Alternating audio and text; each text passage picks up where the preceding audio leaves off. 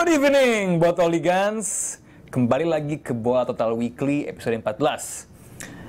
Before gue ceritakan hari ini kita bakal ngomong tentang apa, gue percaya kalau di dunia ini biasanya banyak fans bola yang punya dua tim sebenarnya.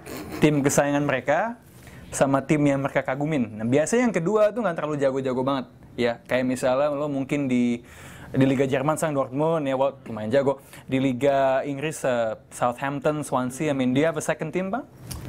Celtic, lo? Oke. Nah, hari ini gue pakai tim second team gue untuk musim ini, peringkat mid table Inggris. Mark my words, mulai sekarang gue jadi tim kedua gue MU, so that's why I'm wearing it. Cause they're a interesting mid-table team, so you know that's why. And I like teams yang sort of fuck That's up. one hell of expensive mid-table team. Sponsornya banyak lagi. Sponsornya banyak. But anyway, MU itu second team gue. Hari ini ada dua orang yang bagi mereka MU itu first team dia. Ada pendukung MU yang paling pintar menurut gue, Pange. Sama pendukung MU yang paling eligible, Tio. Eligible ya.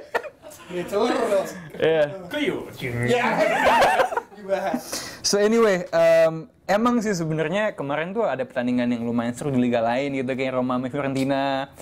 But you know what? I don't give a shit about that, you know. And this podcast gue dedikasikan buat tim kedua gue sang MU. Kemarin kalah untuk yang kelima kalinya di Liga Inggris lawan tim Newcastle yang kedua kali berturut-turut di kandang, which is part of the reason now why they're my second team ya. Because they are what? Like Arsenal was in the past, you know. But okay, mungkin mulai dari Bange, what the fuck is going on in Manchester United? Marwan Fellaini, man. That's one, okay? That's one, Marwan Fellaini. Well, kalau lihat ya kayak gue tulis di Big Bang Theory yang gue bilang bahwa si Fellaini nulis main HP itu is actually what the players are showing gitu on the pitch. Karena gue piss off banget sih dalam 5 menit terakhir gitu kan. Harusnya tuh momen-momen di mana harusnya nge-press dan segala macam gitu. Nggak ada sama sekali. Bahkan di final 2 minutes I think waktu injury time gitu. Bolanya di Newcastle gitu. Fuck man. Gitu nggak ada. Kan berarti kalau sampai tim yang lagi leading 1-0 bisa megang bola di dying time gitu, berarti apa? Berarti mereka nggak merasa ketakutan kan bahwa lawannya bisa counter attack. Itu kan kayak gitu nunjukin banget gitu. United toothless. Jelek aja. Tio, I mean United nggak ada fight di menit terakhir. It seems sesuatu yang, I mean kita sering ngomong kalau United itu karakteristik utamanya is fighting spirit, you know, the will to win. Walaupun mungkin sebenarnya nggak sejago itu. Why is, I mean that's like, why is, I mean where has that fighting spirit gone? Bukan Sir Alex? Hah? Bukan Sir Alex? Bukan Sir Alex, David Moyes? David Moyes. Gak bakal dimana-manain juga kayaknya. So it's like cool. I mean the players don't want to win. Ya, kalau lu lihat pas nonton, lu lihat pas kayak udah ketinggalan 1-0. Moyes mukanya kayak bingung mau ngapain, kayak dia nggak tahu. Clueless. Dia kayak nggak tahu untuk motivasi orangnya. Dia nggak tahu untuk marah-marahin pemainnya. Kalau Ferguson udah 1-0, lu ke bawah muka udah merah kayak orang mabuk gitu, terus teriak-teriak kan. Ini Moyes cuma dude, please deh, lo ngapain? Lo lagi ketinggalan, dan menurut gue masukin Zaha pun kayak, kenapa Zaha? Karena lo punya yang lain di situ, punya Welbeck yang menurut gue bisa lebih berpengalaman dan bisa lebih masuk. Dan ini kayak dia bukan Sir Alex, dia nggak ngerti cara untuk fighting spiritnya. Dan di gini, kalau di awal musim waktu United kalah seri imbang segala macam itu kan kita nyalahin David Moyes terlalu defensif, nggak kurang adventurous taktiknya. Bentar, ini gue recap biar gampang ya. Jadi Marwan Fellaini, Ensang, toothless, and Moyes terlalu defensif ya. So far we already have 3 reasons ya. Continue. Well, it's like the mentality of Marwan Fellaini actually. Mentality, okay. Not the Fellaini himself gitu, but the mentality. Itu kan gini, kalau di awal musim waktu seri kalah, orang bilang bahwa United pemainnya terlalu defensif, David Moyes nggak berani, bla bla bla bla, gitu kan. Dalam 3 pertandingan terakhir, I think David Moyes formasinya udah super offensive, gitu. Kemarin dia masukin semua pemain yang menyerang gitu, dia nggak masukin pemain-pemain tolol lagi yang lagi leading terus masukin pemain bertahan gitu kan, tuh enggak gitu. Tapi walaupun polanya udah bener, strategi udah bener, pemainnya udah bener, tapi tetap aja hasilnya nggak ada, nggak bagus kan. Berarti there's something wrong. Yang lain apa? Yaitu kalau menurut gue sih mentalnya ini ngaco banget kan, kalau menurut gue. Bahwa ya kayak gue bilang tadi, dalam 5 menit terakhir nggak ada pressing, nanti yang lagi leading di kandang lawan, kandang lawan.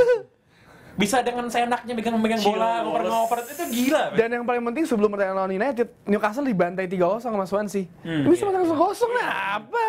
Gitu itu menurut gue tuh mengganggu banget sih. Maksudnya mengganggu banget. Gak ada yang kayak motivasi, ngerti gak sih? Kayak ya gue gak bilang United selalu menang, tapi pas berapa musim sebelumnya United mainnya jelek banget tapi menang. Iya.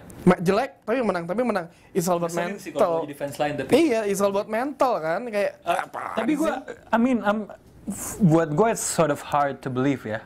Believe. No. Bukan masalah result, cuman oke lah, kita tahu Ferguson itu is a master in motivating people ya. Cuman it feels like sort of unexplainable just karena dia nggak ada mental yang selama ini udah ada. I mean you would sort of believe kalau seharusnya mental itu sudah terinternalisasi kan di pemainnya kan. Just sekarang tiba-tiba evaporate like into thin air. Apakah itu namanya apa ya? Itu namanya divine power, fate. Ya sama aja kayak agama lah, maksudnya kalau menurut gue kan Tuhan ada atau nggak ada gitu, kalau orang percaya, orang menganggapnya ada gitu kan, dia akan membuat pikirannya bekerja, oh itu ada, tapi kayak gitu. Sekarang dia lihat, waktu pemainnya lihat ke bench gitu kan, there's this ugly red-haired Scotsman gitu kan, dan apa namanya, I'm not against Moyes, tapi dia nggak eksplosif lah gitu kan. Iya, nggak eksplosif, nggak ekspresif juga. Ya ekspresif juga. Jadi kayak pemainnya kayak biasa aja, bos gue nggak bakal marah kalau gue main jelek. Kan gini, ada dua jenis manajer gitu. Yang pertama tacticians, yang kedua man motivator gitu kan, kayak gitu. Brian Clough itu nggak pernah ngelatih. Pas lagi latihan, kerjaannya minum alkohol di lapangan gitu kan, gitu-gitu. Tapi dia bisa ngetain pemainnya, yang pemainnya mau mati buat dia gitu. Kalau ditanya, ada nggak pemain yang mau mati buat David Moyes sih, gue nggak yakin. Dan ditambah, si Rio Ferdinand aja udah ngomong ke publik gitu, keluar. Itu nunjukin gitu kan, gini deh, ada pemain mengkritik pelatih sendiri, Alex Ferguson, itu udah ditendang pas sama dia gitu, karena daripada dijual gitu. Sekarang kayak gitu menurut gue, what's happening in Old Trafford really bad. Do you think, I mean, ketika Moyes masuk, kalau nggak salah bahkan lo sempat nulis piece about why it's sort of a decent choice ya. Sama-sama Skotlandia, it was Ferguson's choice, reportedly over Mourinho. Ini orang yang tipikalnya nggak akan loncat-loncat klub. Now I know kalau you hope that sebagai fans MU, you don't want him to get fired ya, but you want him to do better. But was he the best choice looking back at dengan MU sekarang peringkat yang berapa? 9. Well, luckily for United fan, if I can say this, Everton under Moyes tend to do better after Christmas. Second half after Christmas itu mereka bisa jadi tim nomor 1 atau nomor 2 paling bagus formnya sesudah Christmas lah gitu kan. Gue masih tetap merasa United can challenge for the Big Four. For the Big Four ya. Kalau gue sih masih nggak keraguan, dan apalagi tergantung ntar pas bulan Januari beli siapa. Kemarin tweetnya si Noz at Birded Genius bilang bahwa this is not a great league. 1-2 pemain world class yang datang bulan Januari, it can make a world of difference gitu. Dan gue sih menurut gue setuju kalau lihat liganya, terlepas dari Arsenal 5 poin sekarang leadingnya, I think itu masih terbuka banget buat semua orang. Iya. Liganya. Cuman gue penasaran sama what's happening in the training session. Gue penasaran itu coachesnya ngapain aja tuh lo. Karena gue yakin sekarang ya kayak gue bilang, secara taktik udah benar, secara pola mungkin udah benar. Sekarang tinggal masalah pemainnya disuruh ngapain tuh tiap hari. Nah itu gue nggak tahu. Pasti kan beda polanya kan. Ada yang bilang lebih keras dari Ferguson, latihannya sampai Van Persie cedera terus ya kan. Ada yang nggak suka ya, nggak ada yang tahu juga kan. Tio, MU is a big club, long tradition ya. Menurut lo sekarang pemain MU itu main untuk apa? Sekarang? Ya, what is their motivation to play? Are they playing for the badge atau? I mean, they don't look like they're playing for the manager. Iya. Mungkin ya sekarang sih kalau gue ngeliat ya dari pertandingannya sebelum yang kan main unbeaten ya, berapa 10 12 habis itu kalah berturut-turut ya. Bisa kalah berturut-turut kan. Nah, kayaknya sih ya benar kata lo, bukan untuk manajer karena untuk kayak gue salah lagi kan. Nah, ini. Jangan ini. Pange, solusinya apa buat United? solusinya? Iya, second half season. Well, yang paling gampang sih beli pemain baru. Beli pemain baru. Itu harus, kalau sampai nggak beli juga Januari gitu kan, we can kiss the Champions League spot goodbye menurut gue. Karena nggak bakal menang juga lah di Champions League gitu kan. Tapi kalau menang gimana? Iya. Unbeaten loh. Well, kalau menang mungkin David Moyes sama kayak Rafa Benitez gitu kan, juga katro banget di Champions juara. Tapi gue nggak melihat kayak gitu juga sih kejadiannya. Beli pemain. Terus ya cuma itu doang sih, yang lain-lain terlalu abstrak buat diukur, kayak misalnya harus lebih benar ngelatihnya, kita nggak bisa ngelihat, kita nggak tahu juga kan di belakang gitu. Mau mencat coachesnya sama asisten manajernya juga nggak mungkin karena itu dibawa sendiri sama si David Moyes gitu. Selama ini kan kalau dari mulai Carlos Queiroz sampai ke McPherson, si René Moulinsin bahkan dia bukan asisten manajer ya, dia first coach gitu kan. Sama dulu dia skill management. Atau dulu bahkan tahun 90-an zaman Steve McLaren itu punya pengaruh yang sangat signifikan sama pemain United gitu.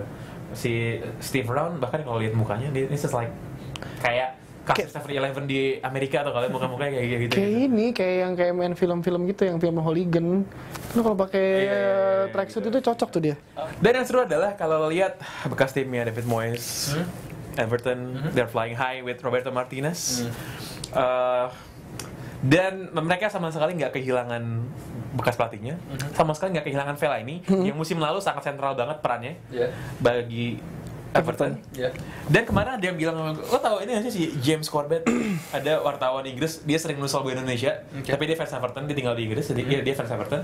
Terus dia bilang, tim Howard sekarang lebih jago ya. Ini apa ini gara-gara pengaruh semua coachnya Everton dibawa sama terus tiba-tiba semuanya jadi bagus gitu. Dan si coach goalkeepernya Everton itu yang sekarang melatih David De Gea, si Chris Wood, I think. Chris Wood ya, kan dia juga pelatih kiper timnas Amerika. Timnas Amerika ya, gitu-gitu. So menurut gue itu pasti ada pengaruhnya sih. Itu ada pengaruhnya. Dan enggak semuanya salah David Moyes dalam hal taktik, tapi kalau bisa salahin dia, siapa orang yang dibawa ke dalam tim sih. Last question buat Tio. Lo kenapa pakai baju Newcastle hari ini? Oh nggak, jadi gini. Mungkin kalau ada yang mau lo klarifikasi. Tapi belakangnya Alan Smith. Nggak, gue dengar ada some sort of issue. Jadi kalau Botoligans follow Bola Total juga, terus follow @UTD Indonesia JKT. Kita kan lagi taruhan kemarin sama Indotuna Army kan ya. Kita kalah. Taruhannya adalah dealnya kalau misalkan lu kalah, ganti avatarnya, pakai logo Newcastle. Terus setiap sehari sekali gue nge-tweet info tentang Newcastle. Jadi buat kalian kalau mau tahu info tentang Newcastle langsung @UTD Indonesia JKT. Di sini ada info-info tentang hari ini. Sorry. Jadi bukan akun Twitter lo, tapi akun United Indonesia. Jadi akhirnya gue mewakili ini, jadi gue mesti pakai. Oh my god. Asli kapten loh pas di baju ini. Anyway, gue pengen ngajak lo berdua untuk sama-sama ngelakuin sebuah closing statement. Lo tahu skit Jimmy Fallon sama Justin di mana dia ngomong kalau seandainya orang ngomong pakai hashtag. Jadi hashtag apa ya? Hashtag. Bisa nggak kita ngomong? Gimana tuh, gue ngerti. Jadi like misalnya, hashtag lo apa? You know who Prince kan? Hashtag you know who Prince gitu. Gue pengen hashtag, abis itu believe ya. Oke? 1, 2, 3. Hashtag believe.